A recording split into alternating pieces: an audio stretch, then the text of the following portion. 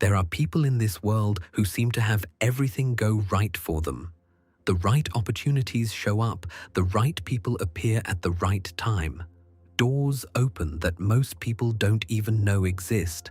And then there are people who work just as hard, sometimes harder, and nothing seems to click. Same world, completely different results.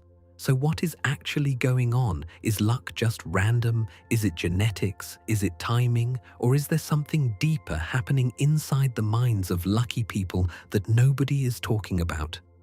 Because psychology has been studying luck for decades now. And what researchers have found will completely change the way you see your own life. This is the psychology of luck and why it's happening to some people and not others. Let's start with something that might be uncomfortable to hear. Luck is not randomly distributed. Studies consistently show that certain types of people attract lucky outcomes at a significantly higher rate than others. And it has nothing to do with intelligence, talent, or even effort. It has everything to do with how their brain is wired to perceive and interact with the world around them. Professor Richard Wiseman spent over 10 years studying luck at the University of Hertfordshire. He interviewed hundreds of people who considered themselves very lucky and hundreds who considered themselves very unlucky. And what he found was striking. Lucky and unlucky people lived in almost identical objective circumstances. The difference wasn't what was happening around them. The difference was what was happening inside them. Specifically, it came down to something psychologists call perceptual bandwidth, essentially how wide or narrow your brain's filtering system is when scanning the environment for opportunity. Here's what that means in practice. Your brain receives roughly 11 million bits of information per second, but your conscious mind can only process about 50 of those bits at any given moment. So your brain is constantly making decisions about what to filter out and what to let through.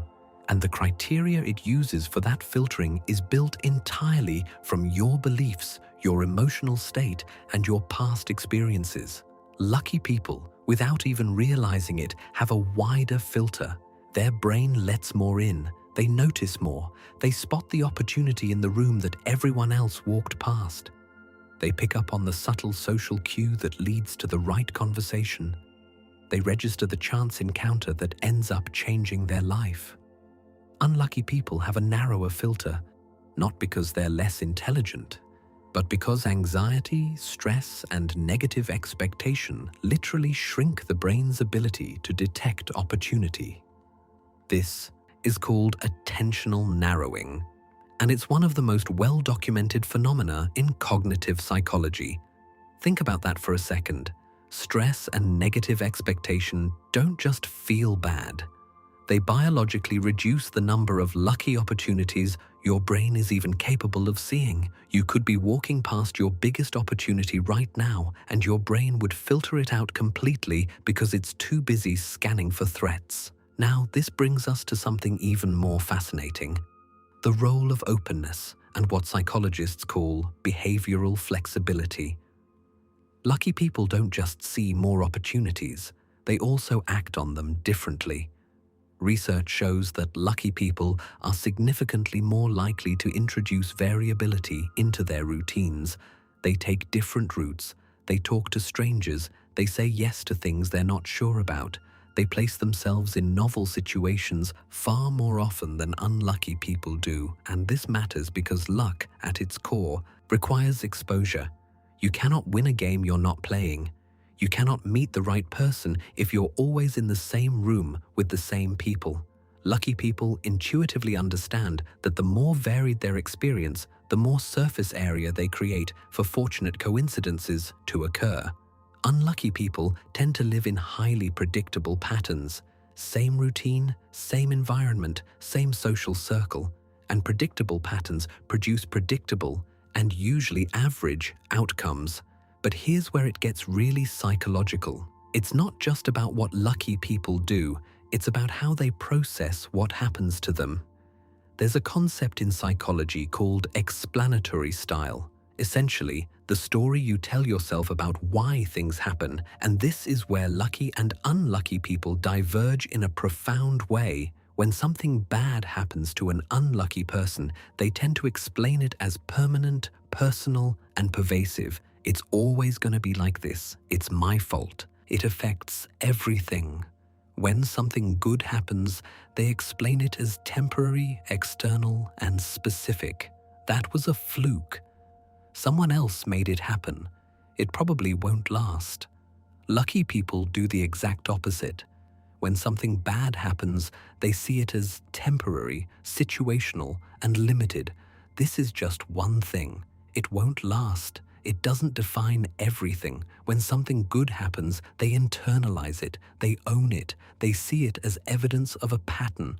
I attract good things. I make good decisions. Things tend to work out for me.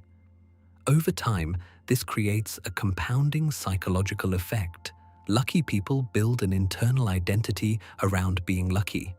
And that identity changes how they carry themselves, how they approach situations, and crucially, how other people respond to them. Because luck is also deeply social. Research in network science shows that lucky people tend to have what's called a weak tie network, a broad, loosely connected web of relationships across many different fields and environments. Unlucky people tend to have strong but narrow networks, deep connections within a small, familiar circle. And the reason this matters is that most life-changing opportunities don't come from your closest friends. They come from acquaintances, from the person you met once at an event, from the colleague you emailed twice years ago. Your close circle already knows the same things you know and moves in the same circles you move in, but your weak ties connect you to entirely different worlds. Lucky people often unconsciously invest in maintaining these weak ties. They stay curious about people, they follow up, they keep doors open, and because of that, they have exponentially more entry points for luck to walk through. There's also a hormonal dimension to this that most people overlook entirely. Cortisol, the stress hormone, doesn't just affect how you feel. It directly influences your decision-making, your social behavior, and your ability to take calculated risks. Chronically stressed people make more conservative, fear-based decisions. They avoid the unfamiliar. They hesitate at exactly the moments that require action. Lucky people, on average, operate with lower baseline cortisol levels, not because their lives are easier, but because they've developed a psychological relationship with uncertainty that doesn't trigger the same threat response. They've essentially trained their nervous system to see the unknown as possibility rather than danger, and that neurological difference produces a completely different set of behaviors, which produces a completely different set of outcomes. Now here's the part that ties all of this together. None of these traits, wider perceptual bandwidth, behavioral flexibility, positive explanatory style, broad social networks, low cortisol response to uncertainty, none of them are fixed. They are all trainable. Psychology is clear on this. These are learned patterns, which means unlucky people are not cursed. They are operating from a set of psychological habits that are producing unlucky results. And habits can be changed. The first step is the most important one. You have to start questioning the story you've been telling yourself about why things happen to you, because that story, your explanatory style, is the foundation everything else is built on. If your story is, "I'm the kind of person things don't work out for," your brain will filter for evidence of that. It will narrow your perception. It will keep you in predictable routines. It will raise your cortisol every time something uncertain shows up, and it will keep producing the same outcomes. But if you start shifting that story, not with blind optimism, but with a genuine psychological reframe, everything downstream begins to change. You start noticing more. You start acting with more flexibility. You start building broader connections. You start responding to setbacks differently. And slowly, then suddenly, your luck changes, because lucky people aren't touched by some invisible force the universe decided to bless them with. They are simply people whose psychology has been calibrated, consciously or not, to attract, notice, and act on the opportunities that are already all around you. The question is never whether luck exists. The question is whether your mind is open enough to let it in.